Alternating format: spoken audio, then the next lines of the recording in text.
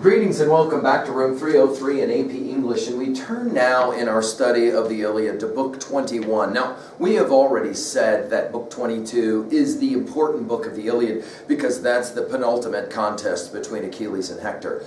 Right before that contest, however, we get the chapter that Fagles will call the book that Fagles will call Achilles Fights the River. I'm going to make the argument by the end of this lecture, as I've been saying throughout all of our studies, that each time we pick up one of the books of the Iliad, we are challenged with certain kinds of interpretations, philosophic ideas. I'm going to argue that this is one of the most enigmatic books of all of the Iliad. We know what's coming in book 22, that serious contest between Achilles and Hector.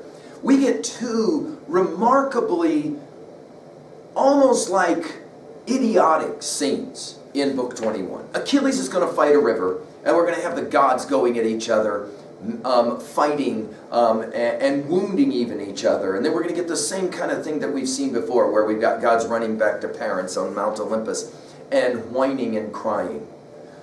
Let's do a quick LearnStrong list of the texts that we've already covered in terms of the books of the Iliad. Again, if you haven't been following my lectures, hit learnstrong.net, go down that left-hand side, find the AP folder, and there you will find our lectures of, to this point anyway, Iliad 1 through 20. In book 1 we have the invocation of the muse, and of course Agamemnon and Achilles falling out. In book 2 we have Agamemnon's bad dream, sent by Zeus. This idea that Zeus is always messing around with humans, the will of Zeus as it's referred to in the opening lines.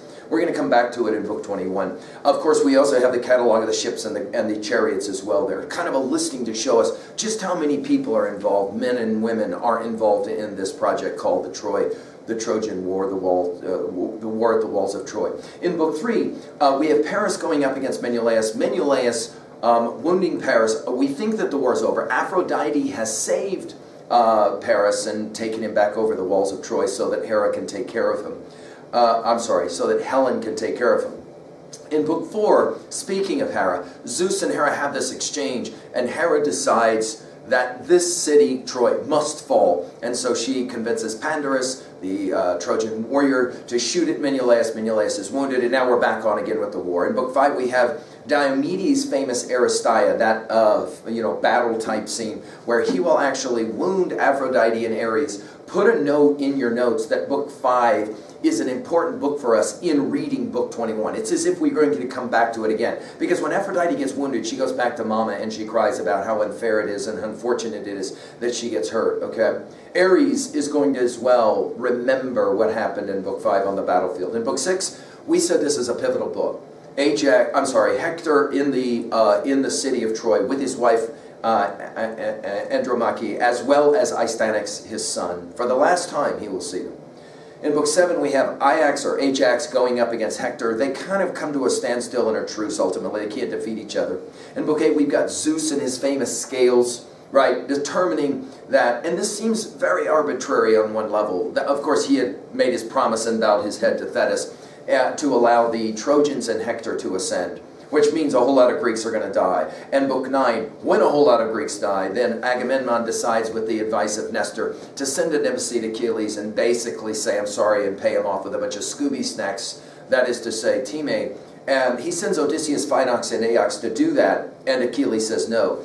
I paused at that moment when we had finished book 9, because I thought that was I argued that was a pivotal moment in the Iliad, to analyze what Achilles was doing when he said no to basically the offer of the world.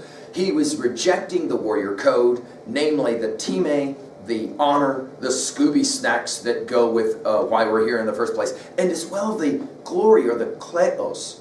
He will reject that as well and say, I don't believe in any of it. I call that lecture Achilles' crisis of faith. Because it's clear Achilles is not sure what he believes in anymore, and therefore he doesn't know that he has the motivation to even stick around. He thinks about maybe even leaving.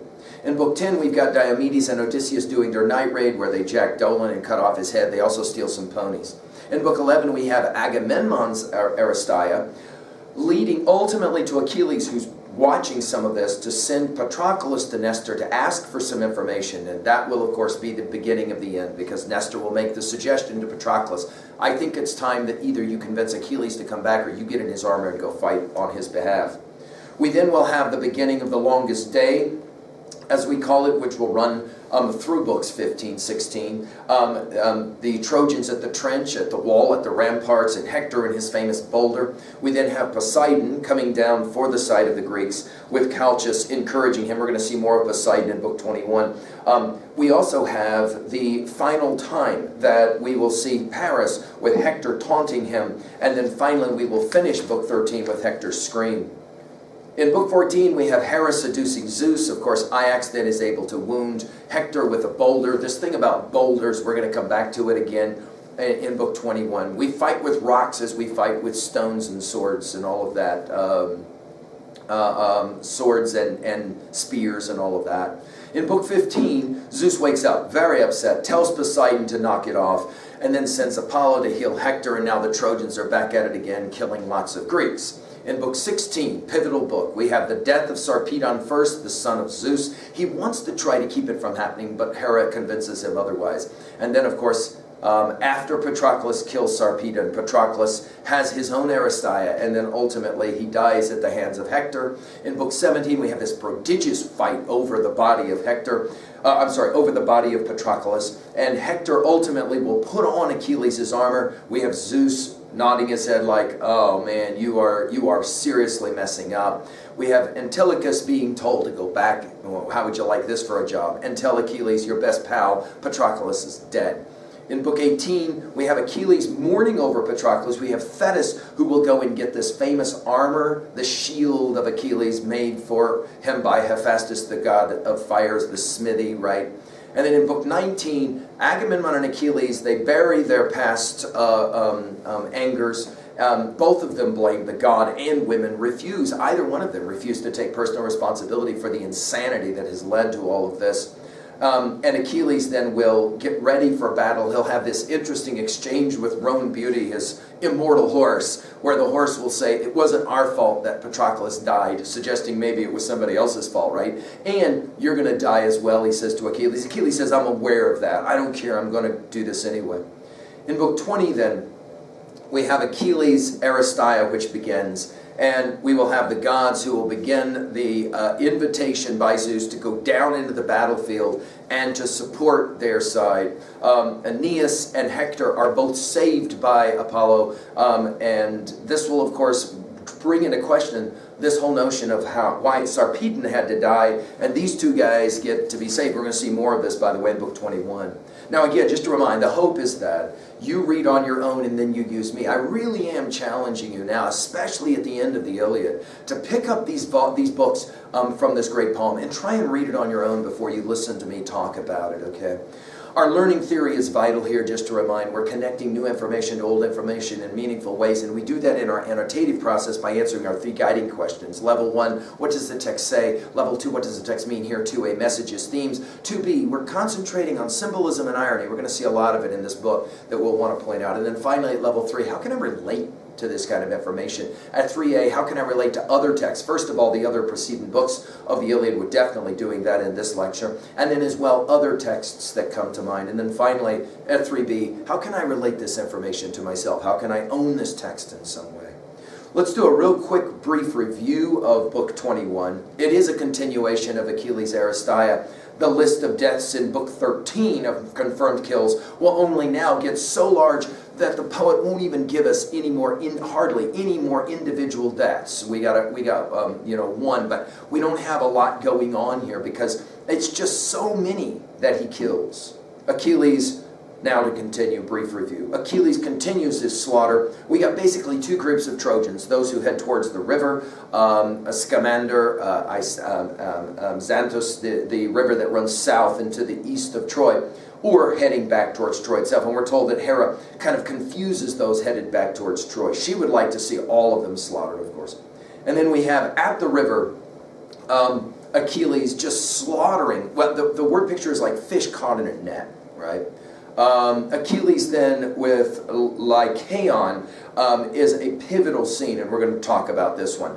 He has to be the most unlucky chap in the entire history of the world. This is a guy who got caught by Achilles, ransomed, somehow escaped, finds his way back to Troy, has been in Troy for 12 days, and now comes face to face again with Achilles. He supplicates. He begs, like Tros in Book 20, for his life, and Achilles will give his famous line at line 120. He says it, "You must die, even death awaits me." And that is to say, Paris is always here. Even though he's not in the final books of the Iliad, he's there every time somebody mentions the fact that Achilles must die. Reminding you again that Paris's last words are actually back in Book 13, line 913. So, I mean, it kind of gives you a sense of how long it's been. We've heard nothing about Paris. Achilles will kill Lycaon and then will throw him into the river. Die, Trojans, die, he will say in a famous speech in line 145. Nothing can save you now. The river, Xanthus or Scamander, it's the same river, by the way, guys, put it in your notes. Xanthus and Scamander, two different names for the same river. The river, again, running south of Troy and to the east, he's upset. And he has actually a relative in a young man named Astrophoeus. And Astrophoeus is the grandson, actually, of the river Axius. And he fights against Achilles. Whoa, he wounds Achilles. Achilles actually bleeds in Book 21, which so much for that notion that he has this Teflon coating on him because he got dipped in the river Styx and therefore he's immortal. Obviously, we know he's not immortal because he needs a weaponry and a shield, right, to be able to fight. But he wounds Achilles, and Achilles will kill him at line 200 and will taunt him, throw him into the river, and the river's had enough of it. At line 240, the river will beg Achilles to stop, leave me alone. The river then calls to Apollo to say, please save the Trojans. Achilles hears this, and at line 270, Achilles fights the river. If at any given point we could say that the information that's happening in the Iliad has now gone over the top, it's probably here, right? Achilles fighting the river. Of course, the reality is probably what happens is that Achilles has gotten caught up in the river, and because of all of his heavy armor, he can't swim, and he's about to drown.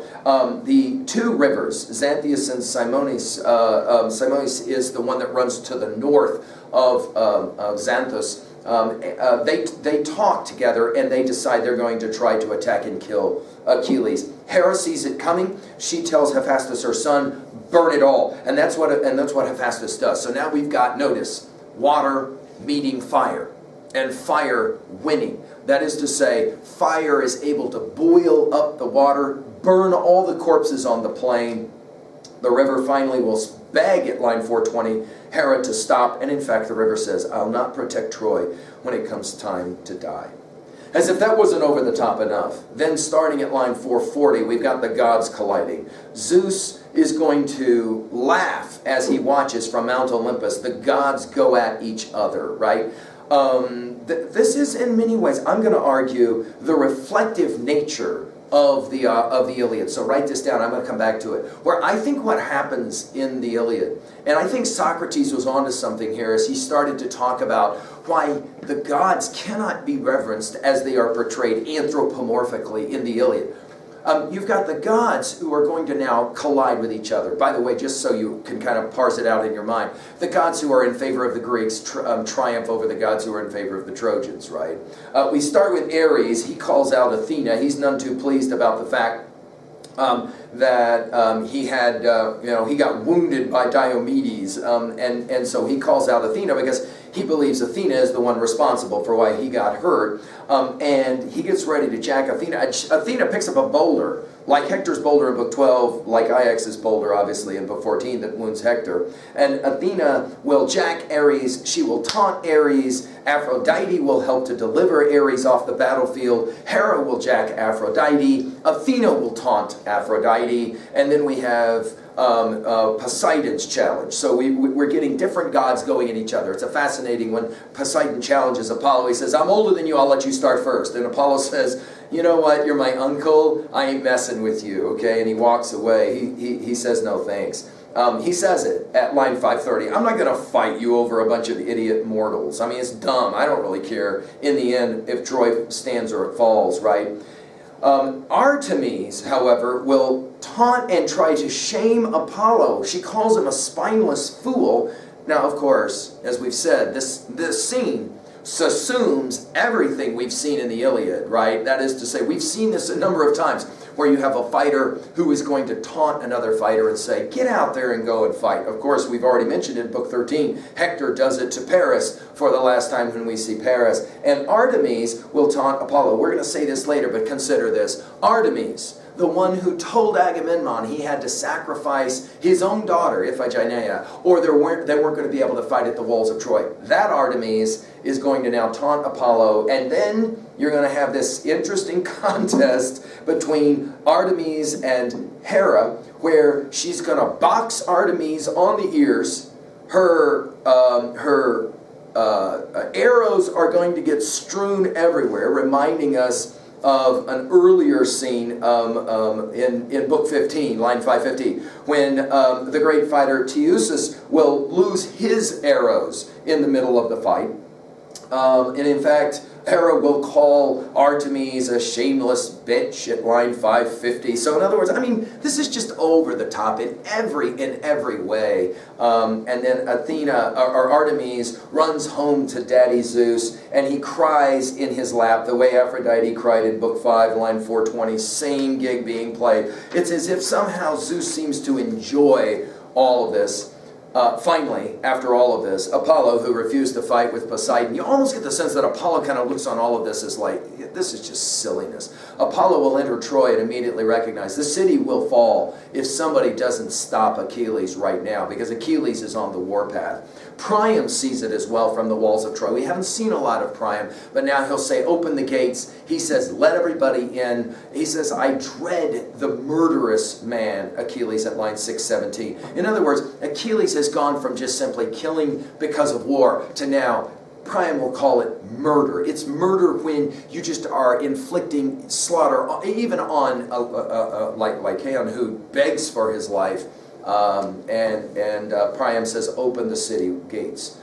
Apollo goes out to meet Achilles along with Prince Agenor, and Agenor will challenge actually Achilles. He will hit him in the shins, but the armor again will save the life of Achilles. And then Apollo will save Agenor. So this is the third time that Achilles has a surefire kill under his belt, Aeneas, Hector, and now Agenor. And Apollo will save him and take him away. And then Apollo, in the disguise of Agenor, will in fact use trickery to lure Achilles away from the city of Troy so that all of the Trojans can escape to Troy. Of course, this is going to set up the opening lines of 22 when Hector has to make his decision of, do I go inside the city or do I stay out here and do I fight against Achilles? And we know which choice he makes. All right. Let's turn now, and I say this every time I lecture you guys, right, on Iliad. I would love to be able to just read the whole thing, and I'm going to read a number of lines for you from this thing. But unfortunately, I can't read it all, so I'm going to have to just jump in, and I'm going to have to pick out the ones that work the best. By the way, I believe that one of the best things you can do in your study of the Iliad is to read it out loud. Practice reading. I mean, Fagel's translation is beautiful. Fitzgerald's translation is as well really good, but I think Fagel's translation is beautiful to be read out loud. So I'll play the game of trying to read a few lines out loud. Again, I'll fight the temptation to not read too much. Opening lines. But once they had reached the ford where the river runs clear, the strong whirling Xanthus, sprung of immortal Zeus, Xanthus and Scamander, same river.